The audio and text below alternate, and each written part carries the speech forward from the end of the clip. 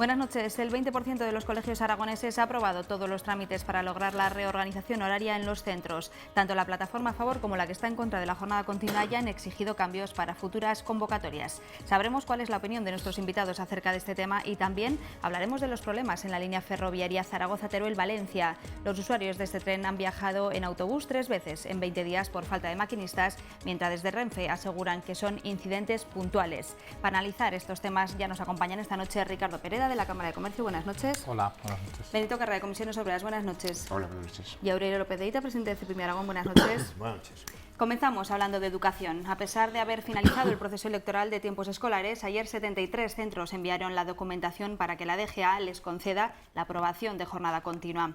Al margen de los datos y también de las quejas de las plataformas a favor y en contra del cambio del horario escolar, me gustaría saber a quién creéis que beneficia la adaptación de horarios y si en todo caso consideráis que conlleva mejoras pedagógicas. Ricardo. Hombre, beneficiar, yo creo que es como imposible saberlo porque es un debate infinito. Y es un debate infinito porque cada familia es una circunstancia, cada localidad es una circunstancia y es muy difícil encontrar un beneficiario común. Sí que me llama la atención que la mayoría de los colegios que lo han aprobado son de fuera de Zaragoza capital y con especial presencia en el medio rural o en localidades que no son capitales de provincia, salvo Teruel, que quizás hay una mayor presencia, pero me llama la atención que es fuera de Zaragoza donde se ha producido la mayor parte de las aprobaciones de la jornada continua, y las mejoras pedagógicas no tienen absolutamente nada que ver con este tema, por más que lo queramos disfrazar, introducir en el debate y demás, no tiene absolutamente nada que ver.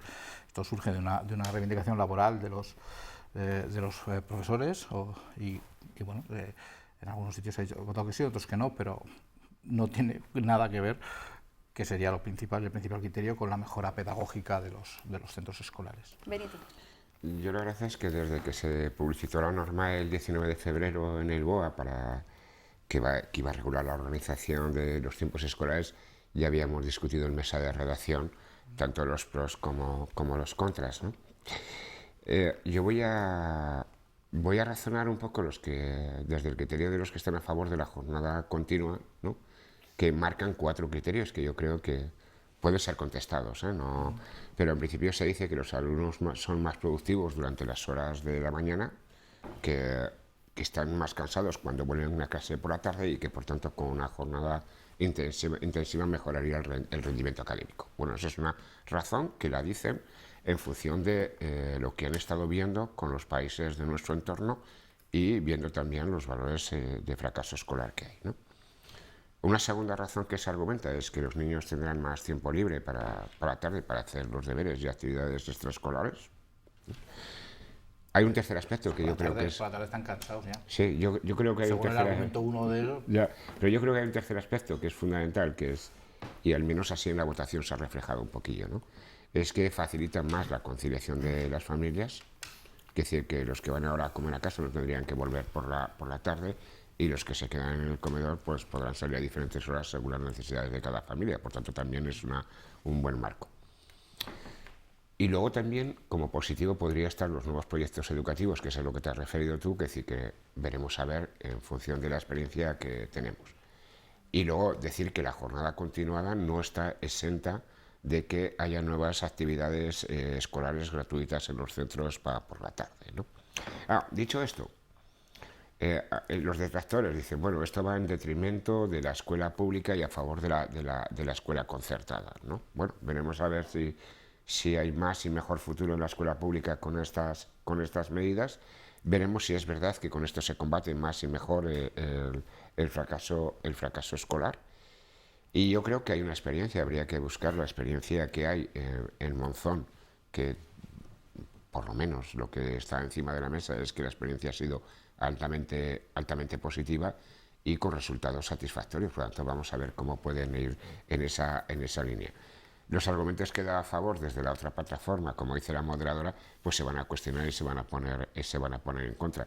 Pero a la vez yo creo que estamos ante una libre elección, una libre educación educativa, y que conforme pase el tiempo veremos cuál es el mejor criterio organizativo que podemos tener a futuro, ¿no? Aurelio. A ver, es un tema complejo porque, claro, intervienen 4 factores fundamentales, aparte de otros. Son el alumno, la familia del alumno, el colegio como entidad, bien sea público o concertado, y los profesores. Claro, coordinar los intereses de esos cuatro sectores es complicado, máxime en un país en el que la dispersión horaria es absoluta a todos los niveles. Porque, claro, lo ideal sería que el horario del alumno coincidiese con el horario de la familia. Sí. Pero claro, dentro de este tremendo abanico que existe de horarios y de posibilidades, pues es muy complejo. La pregunta tendría que ser, ¿qué intereses priman en este caso? Lógicamente deberían ser los del alumno, porque estamos en un centro educativo, y tener en cuenta esos factores a los que tú aludías, de si el niño está cansado, no está cansado, si tiene mucha carga de deberes o poca carga, etcétera, etcétera. Habría que buscar la conciliación familiar, pero claro, eso es muy complicado, porque si observáis, en los centros en los que se ha votado, prácticamente los resultados han sido muy equilibrados. Hay quien ya apunta incluso el riesgo de que se altere la convivencia, lo cual, hombre, pues es delicado, pero no tanto en un país en el que la convivencia se altera a veces por causas muy futiles o muy ligeras.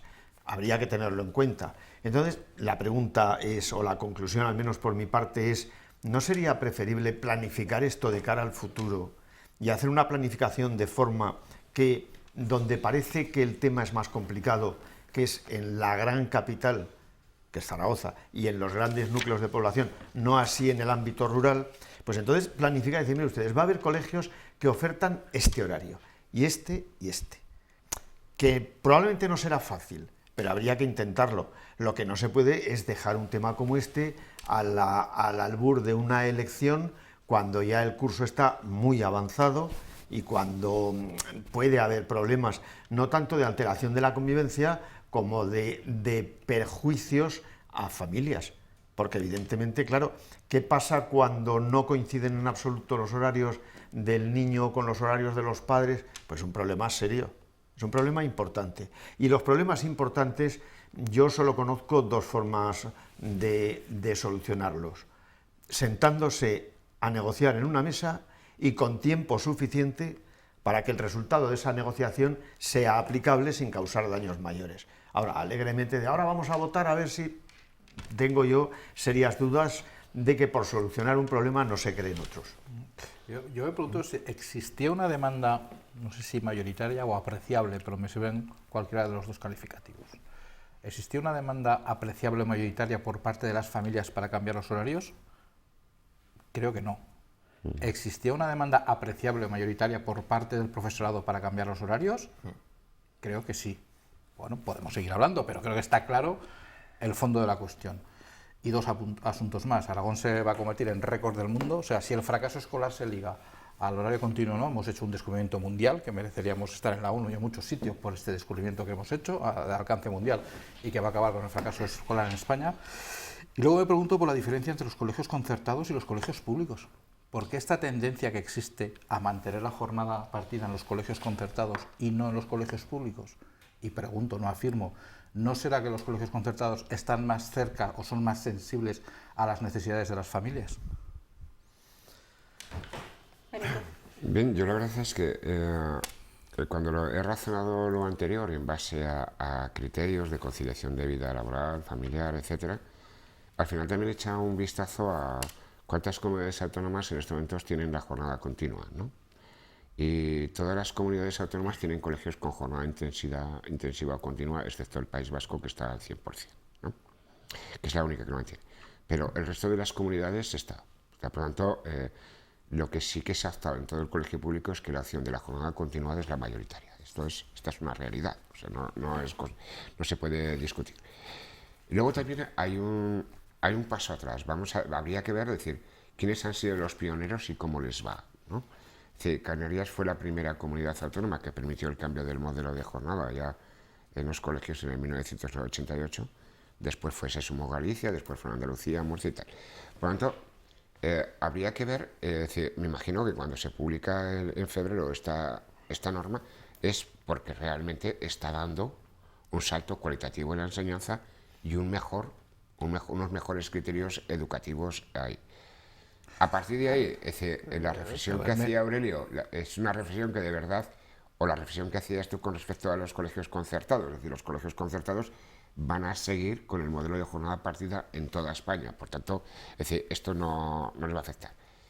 Ahí sí que podemos tener un debate. ¿Esto va a beneficiar más a la educación pública o va a beneficiar más a la educación concertada? A la pública, claramente, ¿no? Porque no se mejora el rendimiento del alumno, se acaba el fracaso Bueno, escolar. ya veremos a ver. ¿No? Es decir, Salvo que pensamos que los padres no saben lo que eligen. Yo me quedo con la frase que decía Aurelio. Al final, aquí hemos dicho muchas veces que el ejemplo de trabajo es cuando todas las partes se reúnen y cuando todas las partes se dan unos elementos de reflexión para ver cómo mejoramos resultados. Y si aquí la comunidad educativa ha considerado en esa libre elección que esto forma parte de que puede dar mayor satisfacción al alumnado, perfecto. Que en definitiva es el mayor garante, no tanto el criterio familiar, etcétera, sino el mayor garante donde tenemos que estar pensando es de cara al alumno. Yo no voy a obviar la reflexión que tú has hecho con respecto al profesorado, el que sale de Zaragoza hacia Illueca y tiene que volver, prefiere tener la jornada continuada que no volver a las 8 de la tarde, ¿no? Y me parece muy legítimo, pero reconozcamos que estamos hablando de eso y no de la pedagogía y la mejora de los alumnos. Es decir, esto va por ahí, ¿no? Y además, ¿sabes cuál creo que será la situación al final? No sé cómo son otras comunidades que lo tienen implantado, pero al final el que por cuestiones de conciliación no pueda ir a buscar a sus hijos, tenga que dejarlos a comer, acabarán haciendo el mismo horario. Lo que pasa es que en vez de tener las extraescolares en Navidad, las tendrán después de clase y acabarán haciendo el mismo horario, con lo cual no sé dónde está realmente el cambio. Bueno, nosotros sí que cambiamos ahora de tema, vamos a hablar de Renfe. A pesar de las incidencias, el precio del billete e incluso la lentitud de los trenes, está claro que la línea que une Zaragoza, Teruel y Valencia sobrevive, gracias a que los usuarios continúan utilizándola. Una línea abandonada totalmente por las administraciones y gobiernos, tanto de un signo político como de otro. ¿A qué se debe tanta pasividad por parte del Estado? Aurelio. Es un tema muy socorrido, ¿no?, el hablar de la línea de Zaragoza a Valencia, y desgraciadamente ocupa muchos titulares en la prensa por retrasos, averías, descarrilamientos, maquinistas que se dan de baja y que por lo tanto no hay relevo y un tren tiene que estar 3 horas parado en Teruel, etcétera, etcétera, etcétera. Aquí hay un tema, pienso yo, como en muchos otros aspectos, esto es una cuestión política. Es decir, por la razón que sea, no ha interesado modernizar la línea de Valencia-Zaragoza, que ya tiene sobre sus espaldas muchos años. Concretamente el tramo Camín Real-Zaragoza se inauguró en el año 1928 y prácticamente no ha habido ninguna modificación, y el de Sagunto a Teruel es muy anterior.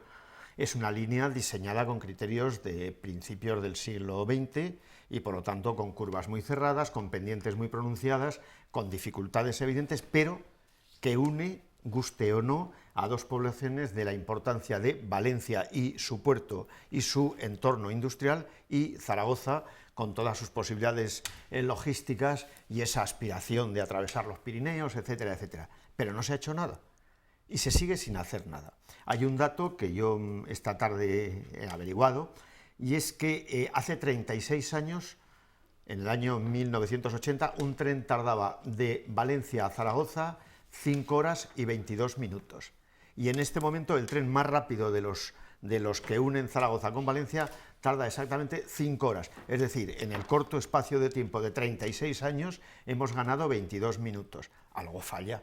Evidentemente algo no se ha hecho o algo no ha interesado que se hiciese. Porque cuando hay un interés político por no hacer algo, es porque hay un interés político superior que hace que ese esfuerzo se derive en otro ámbito, en otro sector o en otro corredor, por ejemplo el Mediterráneo. Entonces, claro, ¿ante qué estamos? A mí lo de decir es que se han dado de baja 3 maquinistas me parece de una insulsez absoluta. Es como si un día en General Motors dijese, no, es que tenemos que parar la cadena de producción porque hay una epidemia de gripe que afecta a un 5% de la planta, por decir algo, ¿no? Miren ustedes, ya vale de tomar el pelo. ¿Qué pasa? ¿Que lo que hay entre Zaragoza y Valencia son ciudades pequeñas, pueblos pequeños? Bueno, pues Zaragoza, España es como es.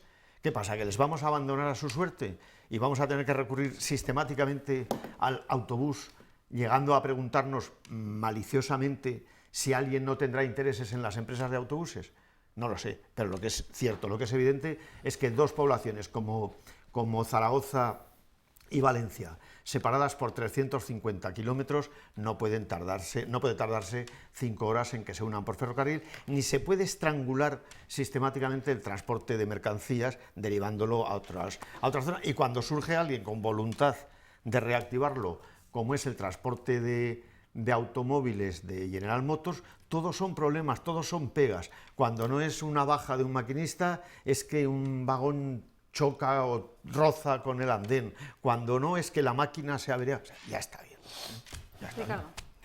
Es que aquí te preguntas, se mete en una espiral tal la situación que no sabes si el tren no funciona y da un mal servicio porque no tiene clientes o si no tiene clientes porque el tren no funciona bien y da servicio. Pero te metes en ese círculo y es muy difícil de romper, porque yo creo que cuando la línea cumpla 100 años no se habrá solucionado nada.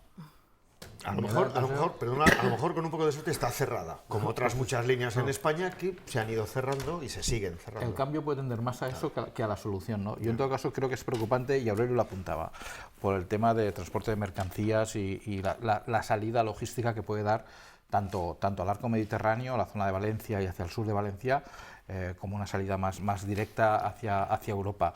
Y por ahí sí que sería preocupante, porque si tuviera un servicio que permitiera transportar mercancías, como se ha empezado a ver con General Motors, claro, podría ser una línea válida, pero claro, si la línea se cae a cachos o está vieja o no se va a solucionar, pues claro, se acabará yendo todo a otro sitio y estaremos en el mismo debate. Si no funciona porque no hay demanda, o si no hay demanda porque no funciona, ¿no? Y romper esa dicotomía es muy, muy difícil, porque te pegas años discutiendo proyectos, no sé, supongo que volveremos a ver el enésimo proyecto de revitalización de la vía, estudio, tal, no sé qué. Es lo más, eso, y el Canfranc es lo más estudiado del mundo. Claro. O sea, que dejen de hacer estudios, que hagan incluso obras. Se gasta dinero en hacer estudios. Sí, ¿no? Es una profesión, ¿no? Estudiar eso de las vías de transporte en Aragón, porque, en fin, parece que da de sí. Benito. Yo la verdad es que, lo que pienso es que la noticia de hoy que aparece el ferrocarril, yo creo que habría una expresión que le faltaría al titular del Heraldo hoy, ¿no? El ferrocarril convencional está abandonado. Ese sí que sería un titular, ¿no? Pero habría que buscar las razones. Es decir, el AVE se ha llevado un montón de inversiones, en nuestro territorio está sin servicio, es necesario modernizar el ferrocarril convencional, eso es una realidad. Y digo esto porque en Alemania siguen funcionando los ferrocarriles convencionales a 180 y a 200 kilómetros por hora. Por tanto, son competitivos, o sea, es decir, a ningún problema. Y sin embargo, el trayecto Zaragoza-Teruel o Zaragoza-Valencia, fíjate, es más competitivo yendo a 120 por hora con el coche que yendo en el tren. Esto es completamente incoherente, ¿no? Es decir, o el tema de mercancías que han comentado ellos. Pero hay otra realidad. El problema es que Renfe en este caso, es decir, bueno, Renfe, Adif, Renfe, como esto ya se ha dividido en tantas empresas que ya no sabes si es Renfe, si es Adif, si es la compañera de Adif y tal, y aquí todo el mundo se echa un marco de responsabilidades, creo que tal. ¿Qué es lo que pasa con esto? Que nos quieren hacer creer que esto no es rentable. Pero si es que no saben los usuarios que suben. Si es que vas a maquinitas para sacar el billete y no funcionan, ¿no? Y luego, claro, un poco lo decía Aurelio, el billete en autobús, con este criterio competitivo, hoy sale a 11,20. El de ferrocarril era de 16 y pico. Y luego el marco de los horarios, hay que hacerlo competitivo. ¿Por qué digo esto de los horarios? Él ha notado un tema con respecto a los autobuses. Pero estamos hablando Zaragoza, Teruel, Valencia. Pero ¿y si hacemos algo más sencillo, que es Zaragoza-Huesca? Donde realmente hay cantidad de funcionarios que van a trabajar todos los días, que se ven inmersos en el autobús, cuando realmente no se podría adecuar un horario de ferrocarril para ir, ¿no? Y la última reflexión, como lo ha dicho él, no me tengo que destapar mucho, es decir, que se permite al lujo un responsable de una empresa decir que desgracia que alguien está en situación de baja y que por eso no funciona. Bueno, lo ha dicho él, que representa a la CEPIME. Yo iba a decirles otro calificativo, pero como ha dicho la CEPIME ya, simplemente es decir, esto es una tomadura de pelo para el contribuyente, el ciudadano.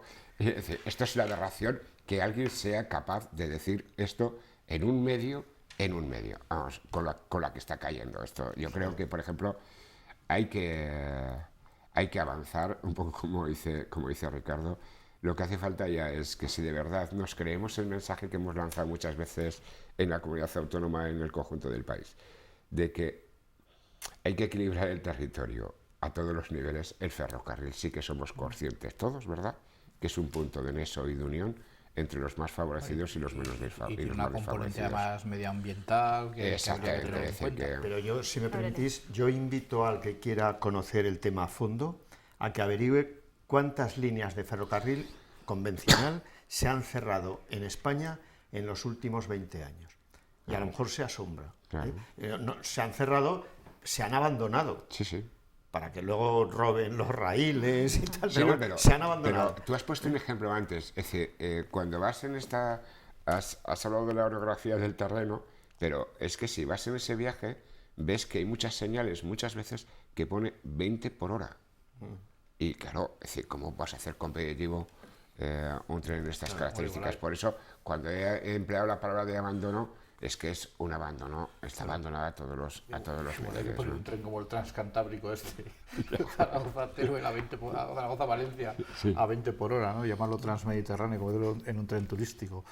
Pero realmente hay un debate sobre el papel del transporte público y el papel del ferrocarril. Y no creo que sea hoy por hoy un tema de presupuestario, porque vamos, estamos hablando de 3 trabajadores de baja, de que mandan el material de derribo que ya sobra, que en fin. No, más bien toda la red que había de arreglo de manera permanente en la vía, por eso sigue estando lo del 20% en la señal, claro. Porque es que están echando a trabajadores como si no fuera necesidad para al final justificar que no es necesario y que no es competitivo, y al final llegaremos a la conclusión que dice Aurelio. Es decir, el tema es que lo convencional hay que retirarlo porque el mercado realmente no os necesita. Y debería ser todo lo contrario. Ver cómo buscas tú que realmente hacerlo competitivo. Y vosotros habéis puesto el ejemplo de GM. Fíjate si es competitivo en esta línea de Valencia con Zaragoza, ¿no? En el caso de hablar si es competitivo o no, la alta velocidad, que sí que es fantástica y demás, hombre, está muy bien cuando la compañía que lo explota no tiene en cuenta la inversión y amortización de la vía. Claro, si usted me pone la fábrica, que me pone todo, y yo solo me dedico a la explotación, todos somos rentables, ¿no? Todos, sí, pero nosotros... si tuviéramos que repercutir en el billete, porque esto hay que decirlo, el billete del AVE está subvencionado. Claro. Si tuviéramos que repercutir el coste de la obra en el billete del AVE, yo no sé si podría bajar mucha gente en AVE. ¿Verdad que a ti y a mí venir de Madrid a Zaragoza a 200 por hora, que en vez de 1 hora y media nos costará 2 horas menos cuarto, verdad que no es problema? No sé. Y verdad que eso sí nos ayuda a equilibrar el territorio, hubiera sido más factible. Y si todo el marco de inversiones que realmente hemos hecho en el tema del AVE hubiesen tenido como destino final todo este desarrollo. O a lo mejor no hacía falta hacer AVEs en toda España. Claro, bueno, bien, pero me refiero a decir que al final lo que realmente queremos es vivir en algo que es España, y vivir en los pueblos, vivir en la ciudad, y para eso hay que dejar equipamientos a todos los niveles. Hoy ya no para el tren en Gallur, entonces ¿quién se va a quedar en Gallur? O en Tauste, o en Egea. Es decir, ese es un problema que tenemos serio. Es decir, hemos hablado de esta línea, pero podemos hablar de todo lo convencional que realmente está pasando, ¿no? Y a veces aquí lo hemos discutido, es decir, de nuestra población aragonesa, del 1.300.000, es que aquí ya estamos 700 y pico mil. Esto, con estas medidas, desde luego, nos ayuda a ese desarrollo territorial, ¿no? Bueno, parece que no están de acuerdo los 3. Nos hemos quedado sin tiempo, así que lo vamos a dejar aquí. Muchísimas gracias como siempre y a ustedes les vemos mañana. Adiós.